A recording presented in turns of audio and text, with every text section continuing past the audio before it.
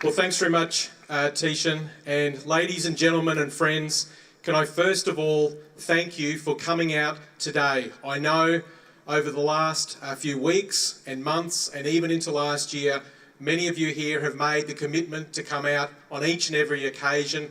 I am grateful for that, and many people are grateful for that right across Queensland.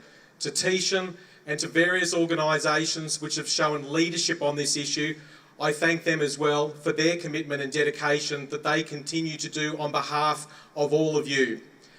I want to speak to you today as a state member of Parliament, as a specialist physician, and also as a father. I, like all of you, find the issue of abortion personally distressing and deeply confronting. But my comments today are going to relate to patient safety, appropriate clinical care, and the compassionate, just and ethical society we should all want for Queensland, for women, for men, for children and future generations. From a health professional's perspective, this can be and is often a very complex and challenging issue. As a doctor, I have always upheld my duty of care and professional obligations to all patients facing such difficult and complex situations, and I have always done this to the best of my ability. As a specialist physician who treats or assists patients with a range of alcohol and or drug dependency conditions, you can all well imagine some of the difficult and complex clinical situations that I have seen, particularly with respect to unwanted pregnancies that have arisen via sexual assault, rape, incest and or criminal gang-related violence. I will be voting no to the Palaszczuk Labor government's abortion legislation.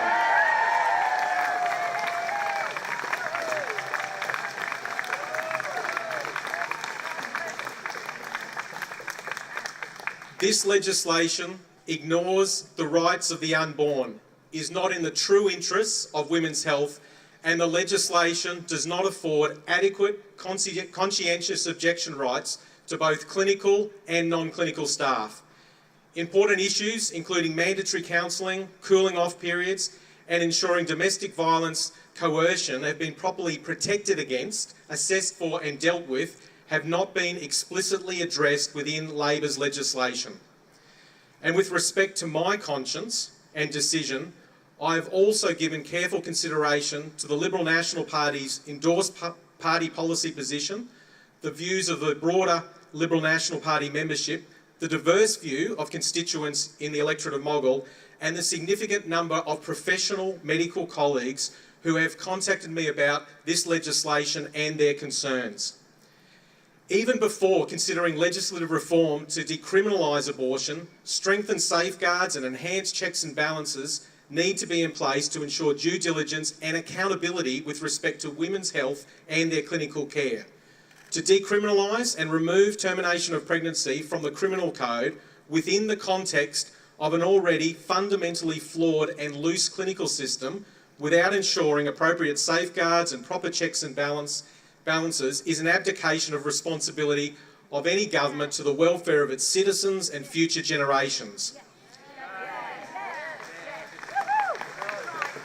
Thank you.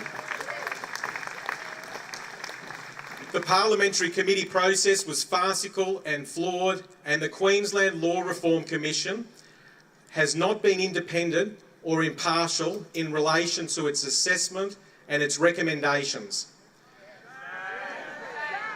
Shameful.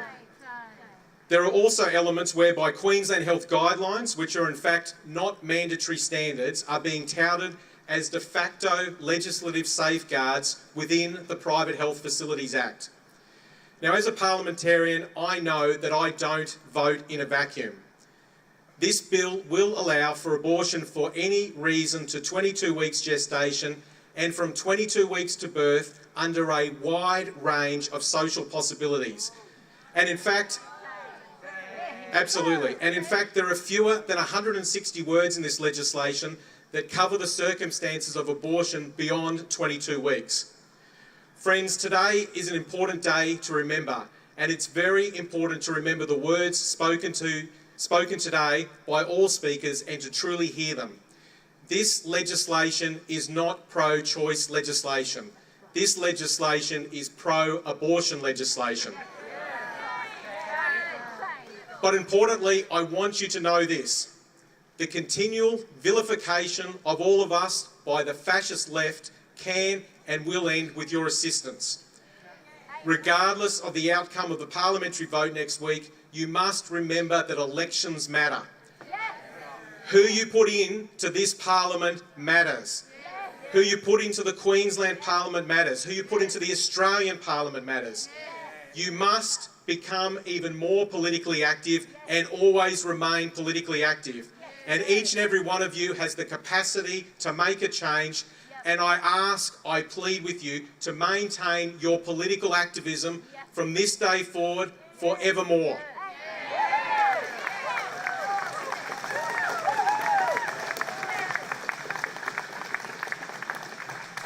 The current Palaszczuk Labor government is the most socialist left-wing government in the history of Queensland.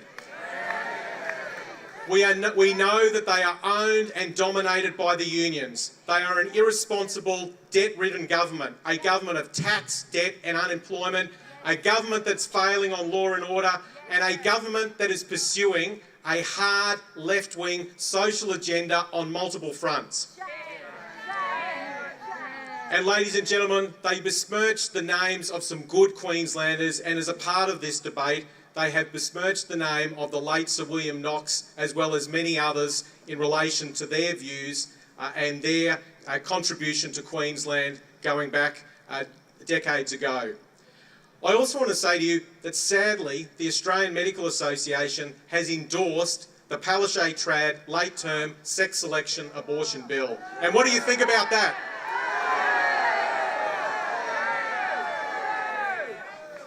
Absolutely outrageous. The AMA purports to care about refugees. In recent times, they've been talking about Manus and Nauru, but for those refugees that we're talking about today at the border of life, they have recklessly abandoned them. Well, many members of Parliament will have more to say on this next week, and in the weeks and months ahead, like-minded conservatives will continue to attack their leftist policy agenda. In concluding today, ladies and gentlemen, I want to say to you, the rights of the unborn matter. Real, balanced and accountable healthcare for women is vitally important. Mothers matter, fathers matter, children's matter and families matter. And I want to thank the hundreds of Queenslanders who have written to me about this issue, who've taken the time to write, who've taken the time to send emails, who've phoned up on the phone and expressed their views and their concerns about this draconian legislation. I want you to know that many members of Parliament will stand with you next week. They will be your voice. They will be the voice for the unborn and for women across this state. They will oppose this draconian legislation.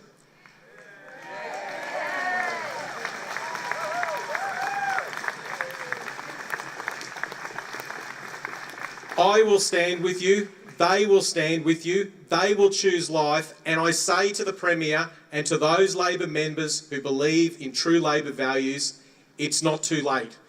There is an opportunity for you next week to stand with both women and the rights of the unborn in a much more fair and balanced manner than what is proposed. In fact, all members of Parliament have this opportunity next week. I'd encourage all members of Parliament to choose life, to stand up for the unborn, to really provide true and balanced protection for women, to stand up for health professionals, and I thank you again for coming out this afternoon.